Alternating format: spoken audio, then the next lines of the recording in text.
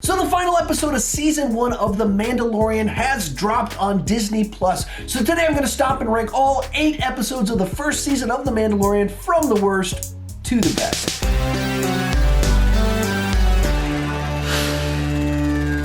Hi, my name is Sean, and I love to talk about movies and TV way too much. If you can relate, you're probably in the right place. Consider clicking that subscribe button. With that in mind, go ahead and join me down below in the comments section. Share your ranking of all 8 episodes of season 1 of The Mandalorian. We're going to disagree. That's the fun part. Let's have a nice, friendly conversation about it.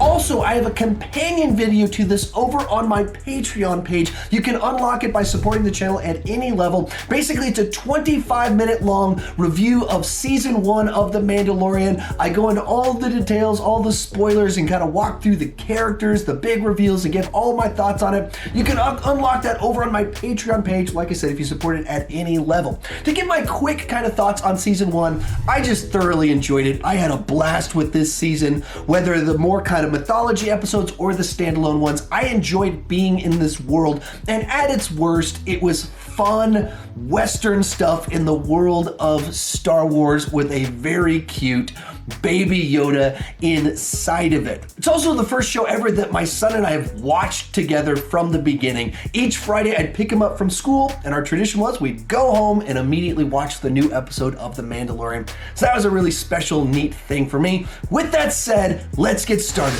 Coming in last place is Chapter 5, The Gunslinger. When it comes to the first season of The Mandalorian, we have 8 episodes. 4 of them kind of tie back to our main narrative about the Imperials and Baby Yoda, and 4 of them are just standalone stories. Inside of our 4 standalone episodes, 2 of those tie back to some of our main characters inside of the season, and then 2 of them are literally just these little rabbit trails we go on, and this is one of those rabbit trail episodes that just feels like filler.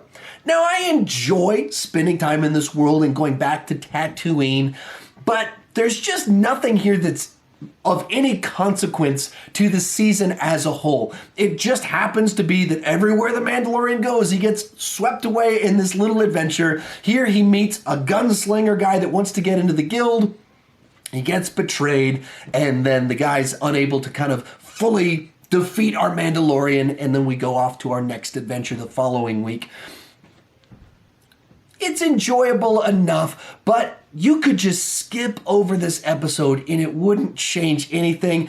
I think it's had some of the weakest acting of the season, or at least, but when you combine acting with personality, this gunslinger is just not very interesting. And so you have an episode that's pretty forgettable, besides the fact that it's the one on Tatooine. Number 7 is Chapter 6, The Prisoner. Now, this is our other standalone story without any of our side characters, and it is the other bottom episode here. Now, I think this one is a really big improvement because it's got some really fun action inside of it. It's fun to see Bill Burr show up in the world of Star Wars as this very prickish bounty hunter, but also has these cool guns on his shoulders and stuff like that. There's some cool little cameos. The little guard on the prisoner ship, he's an important personality in the world of Star Wars canon, and it's fun to see his actual face inside of it. But once again, it's just totally inconsequential. It doesn't tie back to anything. It's just, he just happens to get in a weird, wacky adventure off in the world of Star Wars. And also with some of these stories that they're doing, because they're introducing all these new characters in these standalone episodes, we have to meet them, find out what our adventure is, go on our adventure, uh-oh, we've got a betrayal, turn everything around, and then have our shootout. And so it just feels like you're taking a big 90-minute story and just squishing it in tight because there's so many different things you need to introduce inside of it.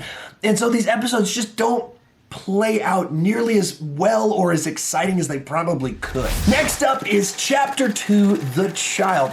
Another standalone episode, but we get to spend a bunch of time with our side character, Kuiil, as well as get to see that Baby Yoda is able to use the Force. I believe this was the shortest episode of the season. It's just barely over 30 minutes long, and that's with very long credits at the end of it. So a very simple little story about our Mandalorian trying to get off the planet, Jawa's taking his stuff, and him having to go and rescue it. But it moves quickly, it's got a lot of action, and the dialogue with these little side characters, and that's what makes it really work and be enjoyable, is that you like all the interactions, you like all the scenarios, the scenes themselves work, they're exciting, they're memorable, and you get these iconic little lines inside of it that just make it pop a little bit. Coming in at number 5 is Chapter 4, The Sanctuary, the Magnificent 7 episode of the season, as I like to think about it. We get introduced to Cara Dune,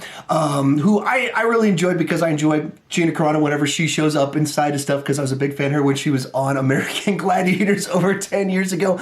But just in general, these types of plot lines I always enjoy in movies, TV shows, whenever it shows up and our anti-hero has to help the village against the big threat. I enjoy that kind of thing. I actually wish that this episode was 2 episodes, because there's a whole lot more you can do with this if you allow it to kind of slow cook as opposed to microwaving it in just a 40-minute episodes. But, you know, having the battle in ATST was a lot of fun. And I might be biased towards this episode because I spent my Christmas Day building this Mandalorian ATST with my children. So maybe that makes me enjoy the episode a little bit more. But once again, very cool Star Wars stuff to get to see a Western plot like this in the world of Star Wars. Then we have Chapter 1, the very first episode, and this is where we start getting into the episodes that tie into the bigger narrative about the Imperials and Baby Yoda. I feel that all 4 of those are the 4 best episodes, and each of the 4 standalone episodes were the 4 weakest episodes of the season. But right off the bat, this one episode just established our character, the nature of the action, the world, the production value, the score, the cool theme for it so well. And as you just kind of watch through it, I was just enjoying it as we're following our Mandalorian in this world of the guild and the bounty hunters. Then they introduced IG-11 into it, and I thought that was a nice little dynamic. And we saw Kuil in part of it, and just, you know, we get that memorable "I have spoken" line and all the backstory. It was all working for me. You get to the big reveal, and I was getting nervous, like, are they going to reel Boba Fett? Are they going to do just tie it way to it? Where are they going with this? And then you discover our cute little Baby Yoda, and a legend was born in that moment, as well as 7 billion memes as Baby Yoda was introduced to the world, and it just worked. It played so well into the episode, and it established this little mystery of what's going on with this bounty hunter that seems from the opening sequence of this that he's a by the rules, let's kind of do the guild, heartless guy, and then he makes this choice at the end of the episode. Where exactly is this going? What's going on with them that plays out really nicely as the season goes along? Real quick, before I give you my top 3, be sure to share your ranking down below in the comments section. My list isn't the right list. It's just my list, and I would love to see yours. Also, remember, I have that companion video over on my Patreon page. It's a 25-minute spoiler review where I go into all the kind of nitty-gritty specifics as opposed to the kind of these real quick little 1-minute blurbs on each of the episodes. If you want to check that out, you can unlock it at any support level over on Patreon. In third place, Chapter 7, The Reckoning. This is where the whole season starts to come to a head. You start to feel the tension of everything that's come up to this point, leading up to this final showdown. Along those same lines, all of our kind of side characters that we've met that haven't been killed off start to kind of come back together, all for this final 2-episode showdown. And inside of that, you just get one of the best episodes of the entire season in that you feel the stakes and the urgency again. That was one of the problems with kind of some of those standalone episodes. You know that they're going to make it. You know that this is going to keep moving on, that Baby Yoda's not going to get killed or whatever by these random people that we're never going to see again. And so you just didn't feel the urgency of what was happening, as opposed to when you get to this episode and you're like, okay, these are the real threat, and we've got betrayal, we've got discovery, Baby Yoda using all of his tricks, and the reveal of the guy that's kind of behind all of this, and the Chicken Man from Breaking Bad. Just a cool episode with some great action and actual stakes and consequences where a fan favorite was actually killed off. Our runner-up is Chapter 3, The Sin. Now, this is where you really started to see what was going on with this show and everything that it was capable of. We have kind of the internal tension for our Mandalorian, who's trying to do what's right as a member of the guild, as well as trying to do what's right as a Mandalorian, as well as trying to do just what's right.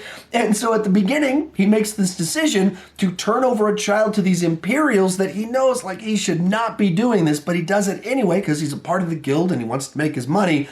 And then as he processes through this, he's about to leave and decides, no, I need to do the right thing, decides to head back and go to war and sacrifice everything that he's built with the guild over these years, leading to just this awesome showdown of you see him as the great warrior, stealthily going through, taking guys out, and then it kind of leading up to the big actual shootout where the Mandalorian cavalry comes in to save the day, sometimes literally flying, and big action spectacle that you're seeing inside of this TV show.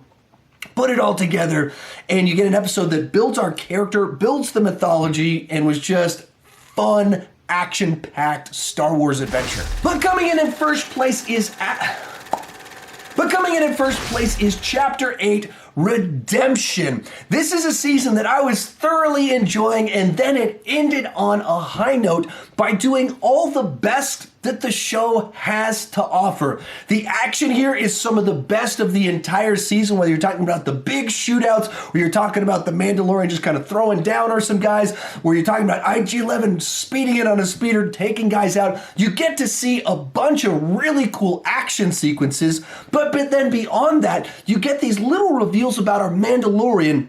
And it doesn't need to show very much. It just gives us a little taste of his history, and it informs every decision that he made this season as you see the mirror between his own upbringing and being saved by the Mandalorians and the decision that he made at the end of the first episode that led to the decisions he made throughout the rest of the episode that is very profound without needing to over-explain things. You also see that interesting dynamic with IG-11 and how he has kind of this redemptive arc in the relationship to the Mandalorian through all that kind of happens here. Then you just have this incredible opening sequence where you have two stormtroopers bantering back and forth in a way that was just like, this is so refreshing to see stormtroopers behave like this and joke like this and be bad at their shots. And at the same time, without needing to overdo anything, you hate these guys because they're just smacking Baby Yoda on the head. And we're like, these guys are going to pay.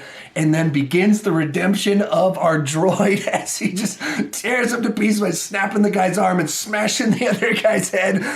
Just amazing, amazing stuff that I thoroughly enjoyed. So this is how you end a season, by paying off everything that came before, offering more but better of what came before, and giving these revelations about the characters in a way that is emotionally impactful and very satisfying while setting up and teasing what's to come. So easily, Chapter 8 comes in at number 1. If you enjoyed this video and want more like it, I do have that 25-minute spoiler review over on my Patreon page. You can unlock it at any support level. Thank you for watching, and keep talking movies too much.